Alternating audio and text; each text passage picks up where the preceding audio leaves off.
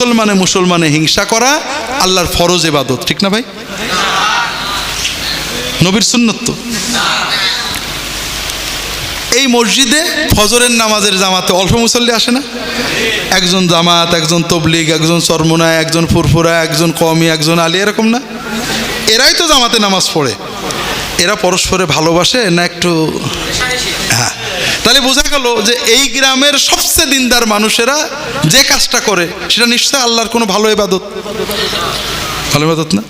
শোনেন, শয়তান তো মানুষের জাহান্নামে নেবে মদ দিয়ে, জেনা দিয়ে, ব্যভিচার দিয়ে। কিন্তু আল্লাহর যারা ভালো বান্দা, মদ খাবে না, আকাম করবে না, বিড়ি খাবে না, সিগারেট খাবে না, দাড়ি সাজবে না, নামাজ কাজা করবে না, জান্নাতে যাওয়ার জন্য কোট করে বসে আছে। এই রকম বান্দাদের কি শয়তান জাহান্নামে নেওয়ার চেষ্টা করবে? করবে না? কি করবে? ওরা তো মদও খাবে না, ওরা নামাজ কাজা করবে না, দাড়িও ছাটবে না, কি করে নেবে? এই জান্নাত পাগল মানুষদেরকে দোজখে নেওয়ার জন্য শয়তানের তিনটে অস্ত্র আছে: শিরিক, বিদআত আর হিংসা। শিরিক বিদআতের কথা এখন আর বলবো না, হিংসাটা শোনেন। হিংসা মদ খাওয়ার মতো একটা হারাম কাজ। কোনো মুসলমানকে দুশ্মন মনে করা, তাকে শত্রু মনে করা মদ খাওয়ার মতো হারাম কাজ। এটাকে বুগদ বলে আরবিতে। তবে মদ খেলে একটা গুনাহ হয়, আর হিংসা বিদ্বেষে গুনাহ তো গুনাহ হয়, নেক আমল পুড়ে পুড়ে ছাই হয়ে যায়। তাহলে শয়তানের কোনটাই লাভ বেশি? হ্যাঁ, এই জন্য যাদের নেক আমল নেই তাদের হিংসা কম। দেখবেন নাচ গান করে, সিনেমা করে, কিন্তু এত হিংসা করে না। কিন্তু আমরা যারা দিনদার তাদের ভিতরে হিংসা বেশি। কারণ শয়তান জানে এরা দু একবার নাচ গান করলে দোজখে নিয়ে যাবে না, তো অবাক করে জান্নাতে চলে যাবে। কাজে এমন কাম দেব যেমন সব নেক আমল পুড়িয়ে ছাই হয়ে যায়। তো ভাইরা, হিংসা শিক্ষা হয় দুই দল মানুষ। এক দল হলো রাজনৈতিক নেতারা, তাদের স্বার্থটা কি? ক্ষমতায় যাওয়া, ঠিক না? তারা ক্ষমতায় যাওয়ার জন্য আমাদেরকে কি শিখায়? ও দেশের দুশ্মন, ও স্বাধীনতার দুশ্মন, ও জাতির দুশ্মন, ওর দুর্বিন, ওর মার ধর, এগুলো, ঠিক না? আর এক শ্রেণী হিংসা শিখাইছিল হুজুররা। কি স্বার্থে? মুরিদ, মহব্বত, ভক্ত ঠেকানোর স্বার্থে। তা আমরা রাজনীতিও করব, হুজুরদের কাছেও যাবো। আমি কোনো হুজুরের খারাপ বলছি না, তবে আপনার একটা পরামর্শ দিচ্ছি। আমার কথাই, রাজনীতিবিদের কথাই নিজের মনে হিংসা আনবেন না। হুজুরদের কাছে যেতে হবে, উপায় নেই। তবে হুজুর যদি হিংসার কথা বলে আল্লাহ, হুজুর যা বোঝে বোঝে, আমিও তো বুঝি শুধু নে, তোমার নবীর সব উম্মতের আমি ভালোবাসি। কথা বোঝেননি? আল্লাহর প্রিয় সবচেয়ে বড় ইবাদত হলো যে আপনি আল্লাহর দিকে তাকিয়ে, নবীজি সাল্লাল্লাহু আলাইহি ওয়াসাল্লামের দিকে তাকিয়ে, যে অন্তত লা ইলাহা ইল্লাল্লাহ বলেছে, মুহাম্মাদুর রাসূলুল্লাহ বলেছে, আল্লাহ রাসূলকে মানে, অস্বীকার করার মতো কিছু করেনি, এরকম সকল ইমানদারকে আপনার ভাইয়ের মতো, আপন ভাইয়ের মতো, রক্তের ভাইয়ের মতো তাকে ভালোবাসবেন, তার জন্য দোয়া করবেন। এটা হলো আল্লাহর প্রিয়তম একটা নেক আমল। যখন আপনার এই অন্তরের ভালোবাসাটা আল্লাহর জন্য হবে, আলেম ওলামা সব আলেম, আল্লাহ আমি অত বুঝি নে, অমুক হুজুর দিনের কথা বলে, অমুক হুজুর দিনের কথা বলে, হুজুর অমুকের অমুকটা ভালো লাগে না, আল্লাহ তোমার নবীর সুন্নত দেখে সবাইকে ভালোবাসি, সব আলেমকে তুমি হেদায়েত করে দাও, সব মুসলমানকে হেদায়েত করে দাও। অন্তর দিয়ে সব মুসলমানকে ভালোবাসবেন, আল্লাহ রসুলের দিকে তাকিয়ে আর কারোর দিকে তাকাবেন না। একজন মানুষ আমার নবীকে ভালোবাসে, বুঝি, নবীর কথা বলে, আল্লাহর কথা বলে, কিন্তু আমাদের ইমাম আবু হানিফাকে ভালোবাসে না, তার বিরুদ্ধে কথা বলে। ওই লোকটাকে আমরা ভালোবাসবো না হিংসা করব? যদি ভালোবাসেন তাহলে বুঝতে হবে না, আল্লাহর আপনার কলবে ইমাম আবু হানিফার চেয়ে আল্লাহ এবং আল্লাহ রসুল বড়। আর যদি ও আল্লাহর কথা যাই বলে, নবীর কথা যেহেতু আবু হানিফার মিডিয়ায় আসেনি, ও ভালোবাসি না, তাহলে বোঝা যাবে আপনার কাছে আবু হানিফা আল্লাহ রসুলের চেয়েও বড়। খবরদার এরকম যাবেন না। মনে করেন একজন আলেম, নেককার মানুষ, আল্লাহ রসুলের কথা বলে, বুঝি শরীয়তে কোরআন হাদিসের কোনো কথা খেলাফ করছে না, দাড়ি রাখে, নামাজ পড়ে, যাকাত দেয়, হারাম করে না, কিন্তু সে আমার পীর সাহেবকে গাল দেয়, অথবা আমার দলকে, জামাত ইসলামকে গাল দেয়, অথবা আমার তবলিগকে গাল দেয়।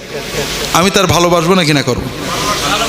যদি ঘৃণা করে বুঝতে হবে আমি আল্লাহর মহব্বতে না, দলীয় মহব্বতে এসে গেছে। আর যদি বুঝি যে আমার দল পছন্দ হয় না, সে বোঝে না, ঠিক আছে, কিন্তু আল্লাহ রসুলে তো মহব্বত করে, আমাকে ভালোবাসতে হবে। এই ভালোবাসা পয়সা লাগে না, কিন্তু এর মাধ্যমে ঈমান মজবুত হয়, আল্লাহর পথে চলা সহজ হয়। কথা কি বুঝতে পেরেছেন? দ্বিতীয় আরেকটা কাজ, সেটা হলো সব সময় আল্লাহর জিকির এবং দোয়ায় জবানটাকে রত রাখবেন। জিকির দোয়া করার জন্য অজু গোসল জরুরি না। জিকির এবং দোয়া দুটো বিষয় বোঝেন। দোয়াও জিকির, আল্লাহ আমার বউটা ঝামেলা করছে, আল্লাহ ঠিক করে দাও, মেয়েটা শাশুড়ি অত্যাচার করছে, ঠিক করে দাও, আল্লাহ আমার এইটা লাগবে দাও। রিক্সা চালাচ্ছেন অথবা রান্না করছেন আর বলছেন, এটাও কিন্তু দোয়া এবং জিকির। কোনো মুসলমান নারী পুরুষ যে কোনো অবস্থায় মাথায় কাপড় থাক না থাক, গায়ে কাপড় থাক না থাক, অজু থাক না থাক, যখন আল্লাহর সাথে কথা বলে, আল্লাহর কাছে কিছু চায়, আল্লাহর কাছে মনের আবেগ প্রকাশ করে, যতক্ষণ সে কথা বলে একটা ফরজ ইবাদত পালনের মতো সওয়াব তার আমলনামায় জমা হতে থাকে। কারণ আল্লাহ তাআলা বলেছেন, আল্লাহ রাসূল সাল্লাল্লাহু আলাইহি ওয়াসাল্লাম বলেছেন, আদ-দুআউ হুয়াল ইবাদাহ। 2 নম্বর ভাইরা, এর মাধ্যমে এই সওয়াব ছাড়া আমরা কয়েকটা লাভ পাই। 1 নম্বর হলো, আপনি যে চাইলেন, আল্লাহ কোনো চাওয়া ফেরত দেন না। হাদিস শরীফে আসছে, যে কোনো বান্দা বান্দি যখন আল্লাহর কাছে কিছু চায়, আল্লাহ হয় তাকে ওই জিনিসটাই দেন, নইলে এই দোয়ার বিনিময়ে একটা বিপদ কাটিয়ে দেন, নইলে তার জন্য জান্নাতের সওয়াব জমা করে রাখেন, আপনার লস নেই। 3 নম্বর হলো ভাইরা, এই যে দোয়া আমরা করছি কার কাছে? এই আল্লাহর সাথে আমাদের কল্পটা জুড়ে গেছে। যেমন মোবাইলের চার্জ দেওয়ার জন্য কারেন্টে জুড়তে হয় না, কল্পকে চার্জ দিতে হলে আল্লাহর সাথে জুড়তে হয় জিকিরের মাধ্যমে। এই যে আল্লাহর সাথে কথা বলছেন, আপনার কালবের ভিতরে আল্লাহর রহমত, বরকত, বেলায়েতের চার্জ আসছে। আপনি যতক্ষণ দোয়া করতে থাকবেন, কল্ব শক্তি পাবে। এই জিকিরের মাধ্যমে আপনার অন্তরের ভিতরে গুনার প্রতি ঘৃণা আসবে, নেক আমলের প্রতি মহব্বত বাড়তে থাকবে। কথা কি বুঝতে পেরেছেন? ঠিক তেমনই যখন বসে থাকবেন রিকশায়, কাজে কর্মে, রান্নাঘরে, নবীজি শেখানো মাসনুন দোয়াগুলো, সুবহানাল্লাহ, আলহামদুলিল্লাহ, লা ইলাহা ইল্লাল্লাহ, আল্লাহু আকবার, আল্লাহুম্মা সাল্লি আলা মুহাম্মাদ ইত্যাদি পড়বেন। তৃতীয় হলো এলেম ছাড়া আল্লাহর ওলি হওয়া কঠিন। সবসময় চেষ্টা করবেন কিছু দিন শেখার। যারা পড়তে পারেন কিতাব পড়বেন, কোরআন পড়বেন, কোরআন বোঝার চেষ্টা করবেন, হাদিস পড়বেন, আলেমদের লেখা বই পড়বেন। কারণ আল্লাহ প্রথম হুকুম করেছেন কি কোরআনে? ইকরা, মানে শোনো, ঠিক না? তাহলে আমরা কি পড়ে মুসলমান না শুনে মুসলমান? না, পড়তে হবে।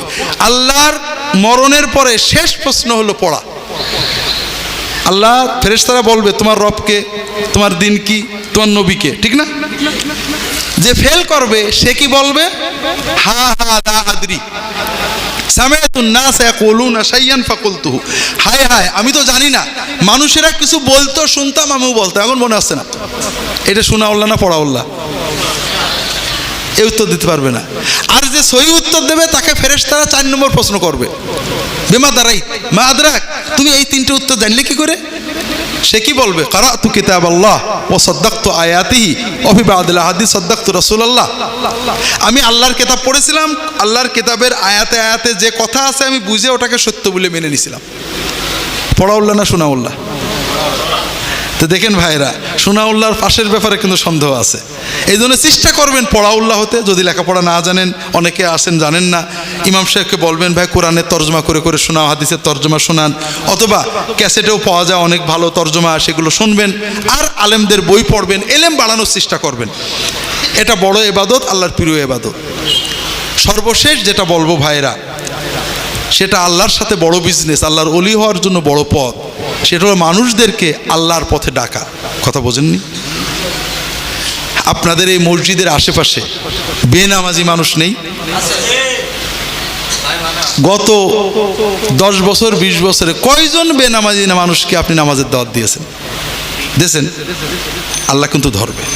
ভাইরা, আমরা মানুষকে ঘৃণা করি, ও নামাজ পড়ে না, ও ভালো না। ভালো তো না, ওকে ভালো বানানো আল্লাহ ধরবে তো।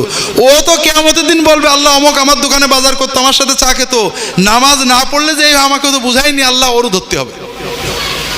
তো ভাইরা, মানুষকে ভালো কথা বললে কি লাভ? আপনি কিছুই না।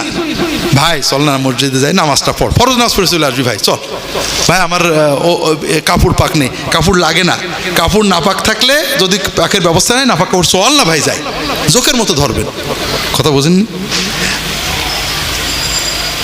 আপনি যদি একজন মানুষকে একটা ভালো কথা বলেন, ও মানুক আর না মানুক, আপনার আমলনামায় বিরাট একটা সৎকার সওয়াব জমা হয়ে যাবে। আর ও যদি এই কথাটা শোনে, আপনার কথায় কোনো লোক যদি ভালো হয়, এর চেয়ে বড় বিজনেস নেই।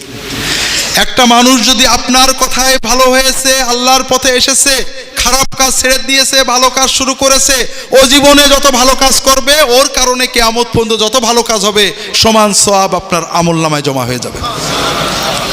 আল্লাহর সাথে এসছে বড় বিজনেস নেই ভাইরা। তো ভাইরা, আমরা বুঝি না, আমার লম্বা সময় নেই, আমি 11টায় চলে যাব, পাকশি যাব এখন আল্লাহ যদি নেন। একজন ইন্স্যুরেন্স কোম্পানি যখন আপনার কাছে আসে, নানান কথা বলে, আপনি যখন রাগ করেন, আরে তো ওগুলো টাউট বাটপারি চিটারি, ও কি রাগ করে? কেন? ওর রক্ত মাংসে রাগ নেই কেন? ওর স্বার্থ আছে। আপনাকে ঢুকাতে পারলেই কমিশন পাবে, তা আপনার স্বার্থ আছে না? আপনি যদি মসজিদে ঢুকান, আপনাকে কমিশন দেবে কে? তো এইদিকে একটু খেয়াল করেন না, ভাই চল মসজিদে, আরে বাদ দে। আপনি বলেন আলহামদুলিল্লাহ সওয়াব আমার বাড়লো, ভাই চল না, তোর আমি মসজিদে ঢুকে আমি জান্নাতে যাবো, তুই চল, একদিনের জন্য চল না ভাই, তোর পা ধরাই তুই। অসুবিধা আছে? মানুষদেরকে ভালো পথে ডাকবেন, এর চেয়ে বড় ইবাদত নেই। প্রত্যেকেই নিয়ত করেন না মাসে একটা মানুষ আমি নামাজি বানাবো, চেষ্টা করেন। আল্লাহ সবাইকে তৌফিক দান করুন, আমিন। ওমা তৌফিক ইল্লা বিল্লাহ। আল্লাহুম্মা সাল্লি আলা মুহাম্মাদিন নবিয়্যিল উম্মি ওয়া আলা আলিহি ওয়া সাহবিহি আজমাইন। সুবহানাকা আল্লাহুম্মা ওয়া বিহামদিকা আশহাদু আল্লা ইলাহা ইল্লা আনতা আস্তাগফিরুকা ওয়া আতুবু ইলাইক। আল্লাহুম্মা সাল্লি আলা মুহাম্মাদ ওয়া আলিহি ওয়া সাল্লাম। আমার বইগুলো আছে এখানে, অল্প কিছু সময় থাকবে, আপনারা যদি চান বইগুলো দেখে যাবেন। আল্লাহু আলাম। আসসালামু আলাইকুম ওয়া রাহমাতুল্লাহি ওয়া বারাকাতুহু। আল্লাহ তাআলা